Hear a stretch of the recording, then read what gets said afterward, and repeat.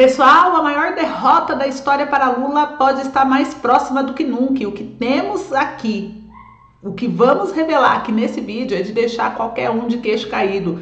A estratégia da ala conservadora tá cheia de reviravolta e surpresa. E dessa vez parece que Bolsonaro abandonou aí a campanha de Nunes e isso repercutiu de uma forma assim inesperada. É isso mesmo, meus amigos. Nunes está em situação de desespero e a situação só piora. Eu vou compartilhar minha opinião sobre essa polêmica, mas segura que tem mais, né? Antes, eu só quero perguntar para vocês acham que o Bolsonaro deveria abandonar o Nunes e apoiar o Marçal nessa reta final das eleições? Comenta aqui para mim, sim ou não, qual é a sua resposta. Imagina o impacto de uma virada dessa, seria uma reviravolta histórica no cenário político brasileiro, né? Mas fiquem comigo até o final desse vídeo, peguem já a pipoca, porque esse filme tá longe de terminar, gente. Tem muita coisa rolando e, claro, né, a esquerda continua passando vergonha. Dessa vez foi o próprio ministro da Fazenda, o Haddad, quem pagou o mico. E eu vou detalhar tudo aqui para vocês nesse vídeo. Mas isso não é tudo. A situação para Lula tá ficando ainda pior. Vocês se lembram do caso da Lava Jato?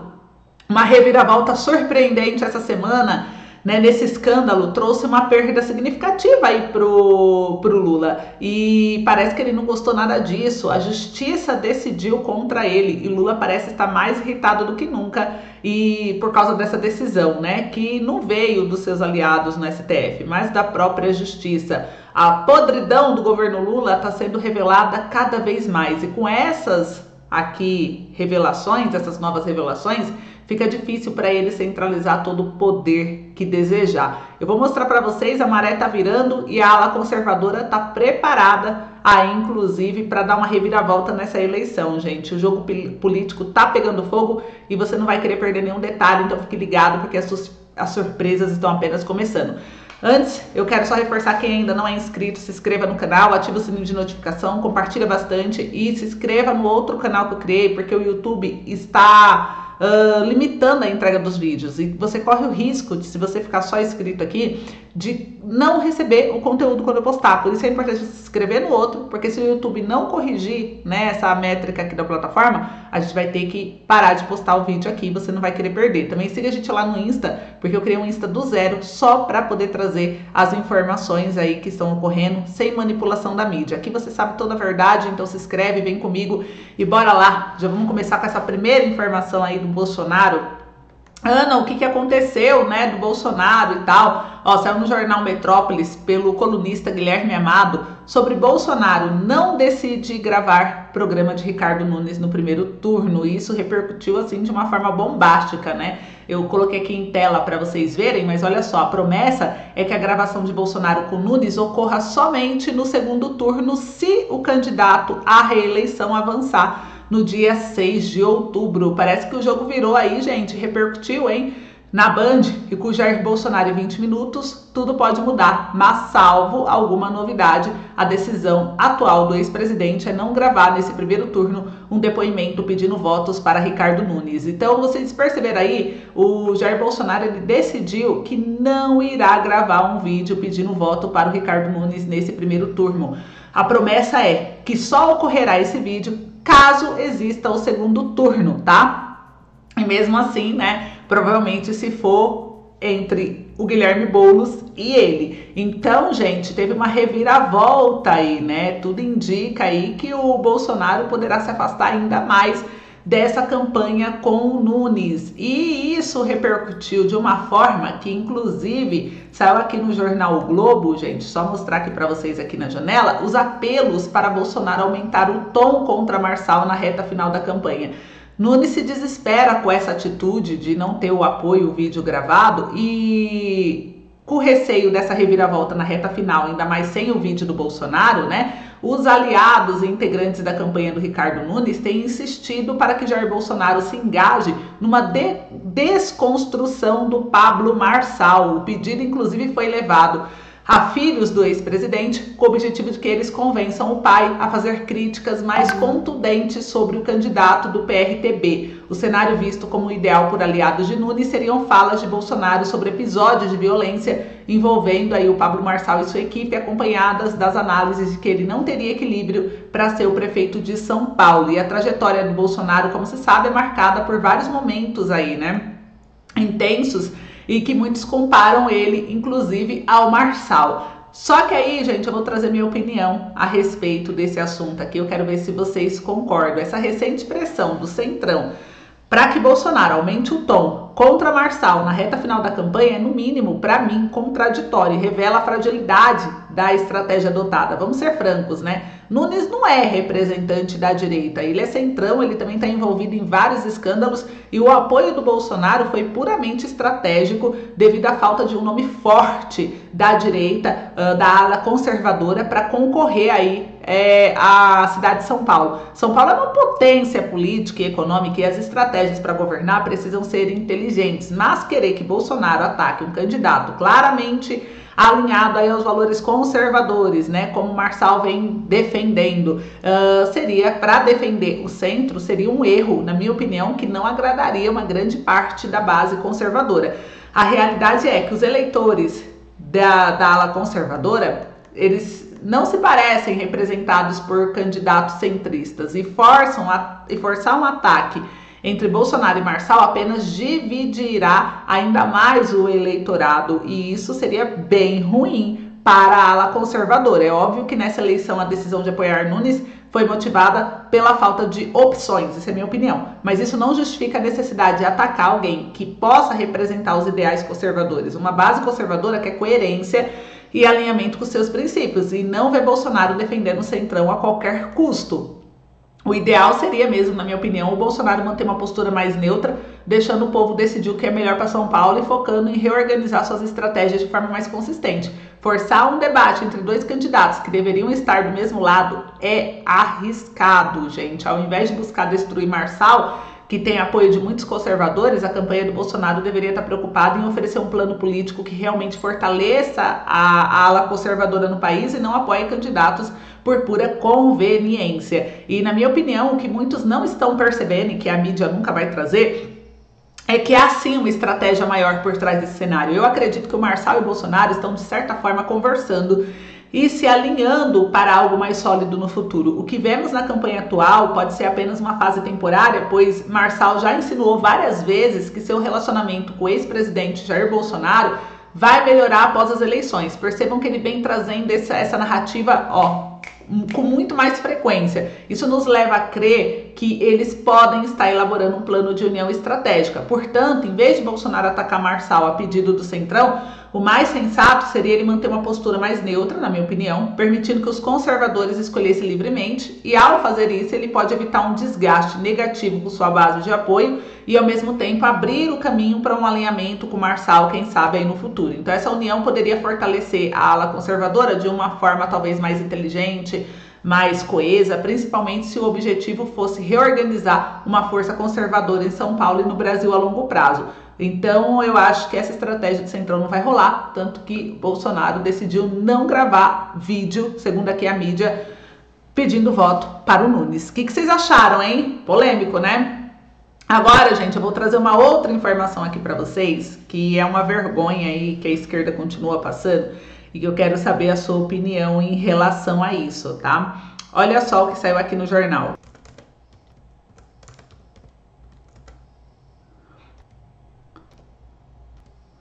Olha só, gente, Haddad culpa Bolsonaro por atraso em controle de bets e diz que governo vai colocar ordem no caos. Saiu aqui no jornal O Globo essa matéria, gente, trazendo o levantamento do Banco Central que estima que gastos de brasileiros com jogos online gira em torno de mais de 20 bilhões de reais aí por mês, né? Então o ministro da Fazenda culpou o governo de Jair Bolsonaro pelo atraso na regulamentação das apostas online e assegurou que agora o governo tem todos os instrumentos para colocar ordem no caos. Em pronunciamento gravado à imprensa nessa sexta-feira, o Haddad afirmou que é importante saber toda a verdade sobre as bets. Gente, eu vou trazer minha opinião a respeito disso daqui, porque olha, essa narrativa da esquerda cansa, né? É impressionante como a esquerda nunca perde uma oportunidade de culpar a oposição pelos seus próprios erros. Dessa vez, o ministro da Fazenda, Fernando Haddad, resolveu apontar o dedo para Bolsonaro, responsabilizando pelo atraso na regulamentação das apostas esportivas no Brasil. Segundo Haddad, o governo vai colocar ordem no caos como se fossem os salvadores da pátria, enquanto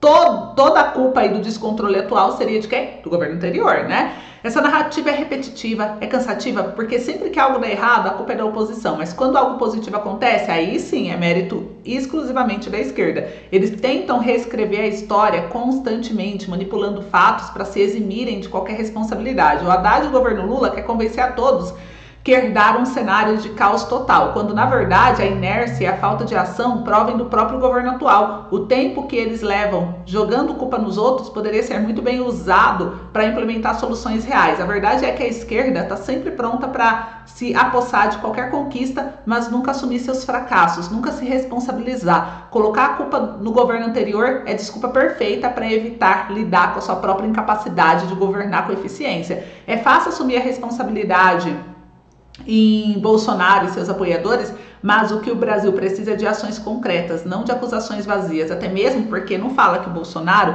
pegou uma pandemia. Então, no meio de uma pandemia, vamos se preocupar mais em regulamentar questões de jogos ou cuidar realmente das pessoas que estavam morrendo dessa doença que veio aí e assolou o Brasil. Então, assim, vamos lá, né, gente? Vamos ter senso. Agora, o Lula pegou um Brasil sem pandemia.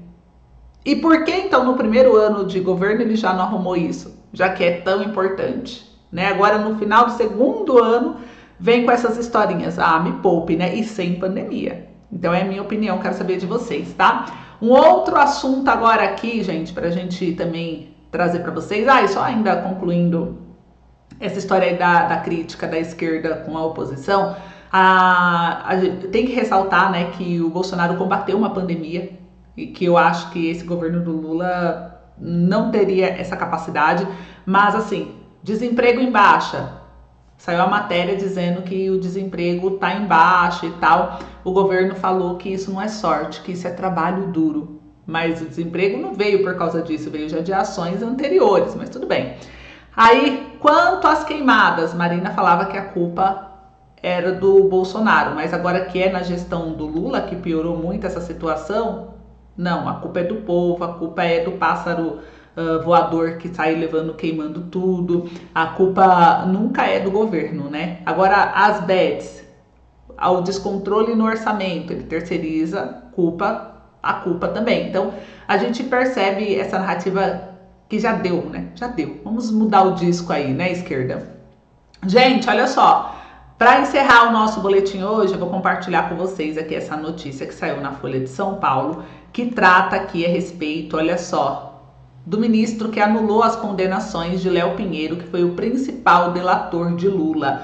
O magistrado apontou aqui a questão da Lava Jato com objetivos políticos e o ministro do Supremo Tribunal Federal, Dias Toffoli, ele anulou todos os procedimentos da Operação Lava Jato contra o empresário Léo Pinheiro, o ex-presidente da empreiteira, né, OAS. Ele foi o principal delator de Lula, fazendo a conexão entre uma suposta caixa de propina da empresa, abastecida por obras superfaturadas da Petrobras, com a reforma do apartamento triplex, que era atribuído ao petista no Guarujá, em São Paulo. E a defesa de Léo Pinheiro foi feita pela advogada Maria Francisca Ascioli, e aqui a matéria ela traz aí, né, com a decisão, fica anulada as ações penais e os inquéritos contra o empresário, que tinha sido condenado a mais de 30 anos de prisão por corrupção.